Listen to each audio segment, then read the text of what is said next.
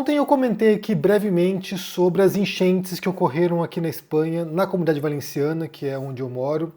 E aí, nesse fim de semana, o rei da Espanha, o Felipe, ele foi visitar a cidade de Paiporta, que foi uma das mais afetadas pela chuva e pela enchente.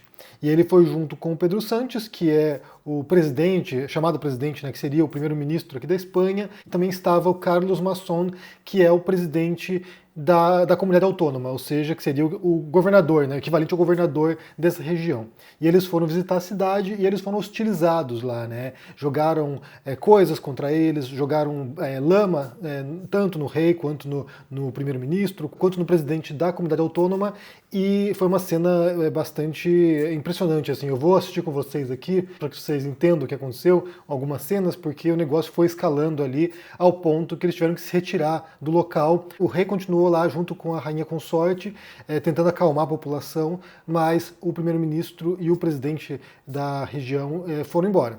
E aí, vamos ver juntos aqui algumas cenas.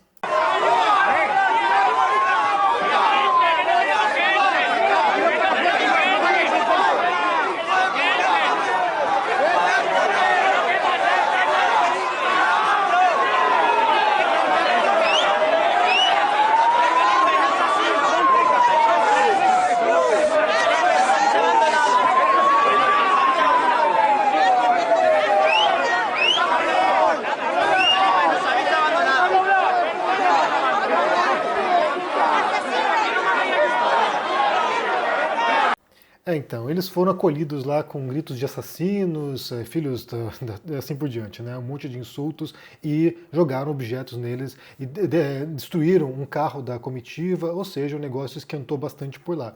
E aí eu vi muita gente, né, muitas reações nas redes sociais de pessoas indignadas com a atuação do governo, revoltadas com a demora para tentar lidar com o pior da calamidade, né? Embora haja quase 10 mil pessoas atuando para minimizar o impacto disso, as pessoas estão achando que demorou muito para atuar e, ao mesmo tempo, para prevenir essa catástrofe, né?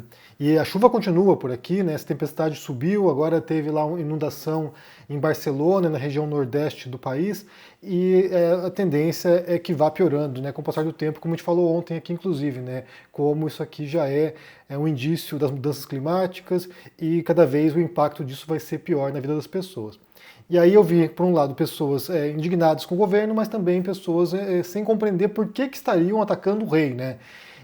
E aí eu quero comentar um pouquinho sobre isso, porque as notícias que estão surgindo agora indicam que essa revolta não foi espontânea. Essas pessoas ali, muitas delas seriam da extrema-direita, que souberam que haveria essa comitiva até essa cidade, e aí se deslocaram para lá para tumultuar e para dar a impressão de que a população está indignada com a atuação do governo.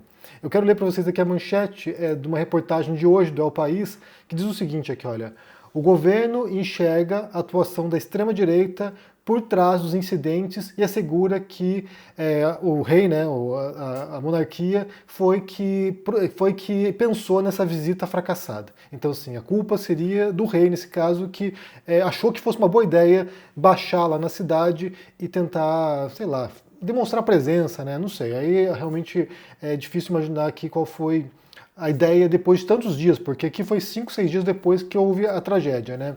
Então, sim, se a ideia era demonstrar presença, o negócio seria tido antes, lá, logo na sequência, né? Não demora tantos dias assim para fazer isso. E aí a primeira coisa tem a ver com o papel do rei, né? Então, assim, muita gente indignada com o rei, sendo que ele é uma figura, sabe, simbólica praticamente, né? Talvez não seja uma figura tão simbólica como é a monarquia britânica, mas no sentido de que ele tem poucos poderes, né? Assim, o rei, ele é o chefe de Estado da Espanha, mas ele não é o governo, não é ele que toma decisões, não é ele que determina o que deve ser feito. Isso quem faz é o primeiro-ministro, no sentido, sabe, nacional, mas na esfera regional, quem toma decisão é o governo da comunidade autônoma. Então, assim, nesse caso aqui, o responsável por medidas principais para lidar com isso, e é o que diz a reportagem, seria o Carlos Masson. Então, assim, a ideia é que você tenha uma distribuição de poderes assim como há no Brasil, né? Você tem uma questão, uma calamidade no Estado, inicialmente quem vai atuar é o governador, vai atuar a estrutura do Estado, e daí, caso necessite de mais apoio, pode solicitar ajuda para a esfera federal. Então, assim, você vai ter uma hierarquia aí de poderes, de modo que, nesse caso em particular, a atribuição principal seria da comunidade autônoma, seria da região valenciana e seria do presidente dessa região. Aí, primeira coisa, né? Então, assim, atacar tanto o Pedro Sánchez quanto o rei, segundo aqui a leitura que estão fazendo sobre isso, né, seria uma demonstração desse espírito antipolítica, seria uma demonstração da extrema-direita questionando a estrutura governamental, mas, antes de tudo, questionando a esquerda. O rei, não dá para dizer que ele seja de esquerda, mas certamente Pedro Sánchez é, né? Então, assim, é um governo do PSOE, que é o Partido Socialista Obreiro Espanhol. Então, assim, é um partido de esquerda governando, e aí você tem a extrema-direita que quer tumultuar para causar essa impressão de que o governo está fracassando nas suas medidas de controle.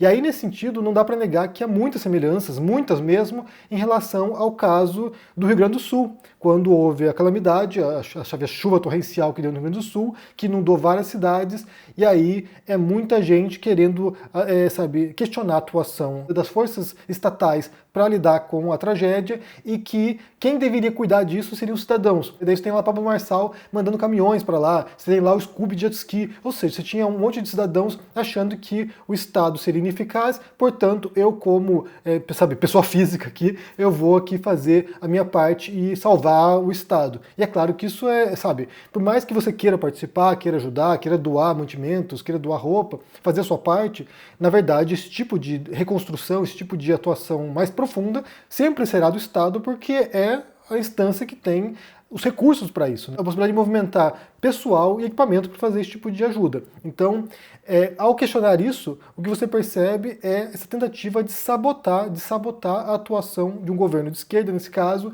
e de questionar as instituições de modo a ir fragilizando as instituições, que foi exatamente o que aconteceu no caso do Rio Grande do Sul. A gente viu um esforço, coordenado em rede social para tentar questionar a atuação das forças institucionais.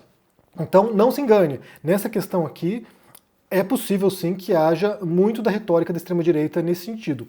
Quem estava lá, né, nas manifestações, nesse tumulto aí, alega que havia uma revolta genuína da população, que eles ficaram indignados porque foram abandonados e de repente chega lá, as forças estatais ali, tardiamente, havia uma revolta genuína das pessoas, mas é claro que a gente pode imaginar que isso foi inflamado por agentes que estavam lá infiltrados para poder, causar esse tumulto. E aí, como eu falei, aqui independe se você concorda com monarquia, se você acha que é uma boa ideia ter uma monarquia do século XXI, se você acha que a Espanha deveria ser uma república em vez de uma monarquia. Aqui independe porque essa questão aqui, o rei não tem, como eu falei, nenhuma atribuição em relação a isso, né? Ele sanciona leis, é ele que reconhece o novo governo, é ele que convoca eleições, mas o rei mesmo tem poucos poderes em relação à execução das coisas, né? Ele é essa figura simbólica que seria uma figura de unidade institucional e que já tem também o legado franquista aqui, né? O Franco foi criando um herdeiro ali, que foi criando um sucessor do Juan Carlos, já pensando nessa transição para um modelo que fosse diferente da ditadura franquista.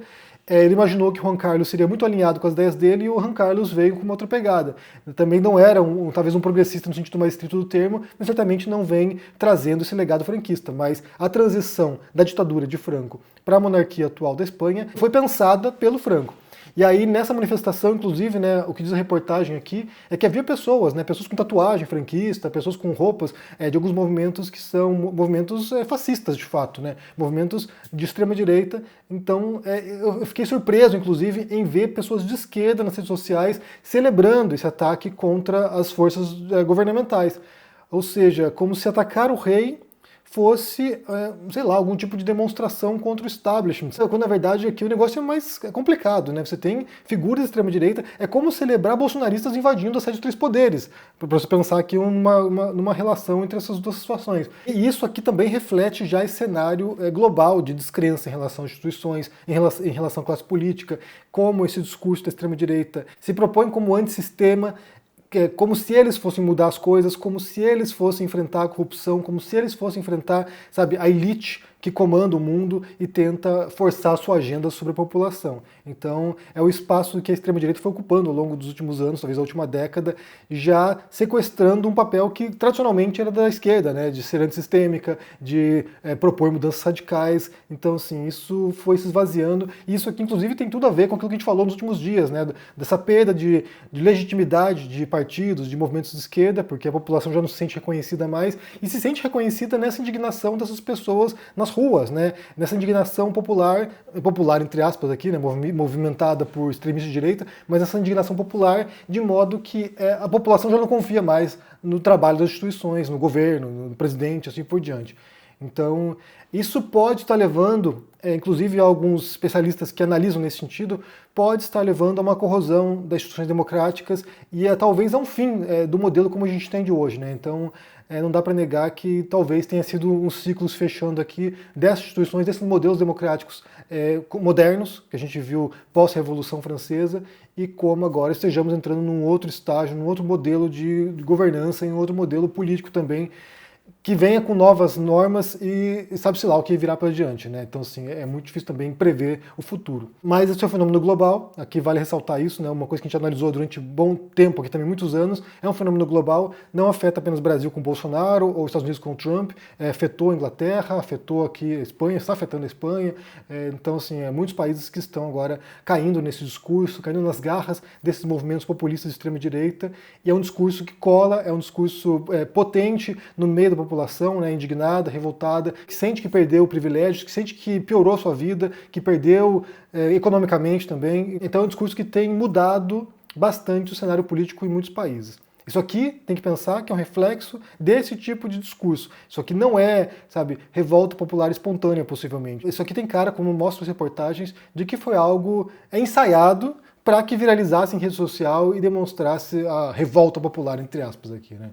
Bem, me diga o que vocês pensam aqui sobre essa cena que vocês viram aqui, a população revoltada com a presença, sabe, dos representantes públicos, o rei da Espanha, o primeiro-ministro da Espanha e o presidente da comunidade autônoma. Como você entende também o sequestro dessa pauta antissistêmica por grupos de extrema-direita?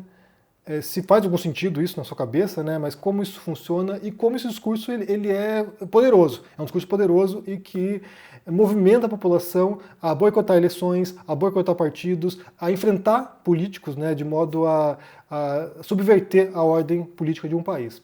Diga o que vocês pensam aqui no comentário, deixe o joinha, se inscreva no canal aqui, ativando o sininho, isso é muito importante para ajudar aqui no engajamento. Se torne um membro para dar uma força e cuide por aí. Um forte abraço e até mais. Tchau. Nessa última quinta-feira, o ICL tocou centenas de milhares de corações, exibindo o documentário Conversas com Pepe Mujica. As pessoas saíram assim maravilhadas, inspiradas, tocadas por um filme extremamente sensível e com uma conversa que realmente faz a gente parar para pensar. Tem muita gente pedindo para poder assistir novamente o filme e muita gente que não conseguiu assistir, que está pedindo para a gente liberar o replay. O filme já está disponível na plataforma de membros do ICL, mas a gente resolveu liberar o replay por pouco tempo, mas para todo mundo ter aí uma segunda chance de assistir. Então, clica no botão aqui e assiste essa obra maravilhosa. Se deixe inspirar por essa mensagem tão importante. E no final, os presentes que a gente preparou para quem assistiu a estreia na quinta-feira, a gente vai oferecer para vocês também que estão assistindo aqui. Um abraço e bom filme!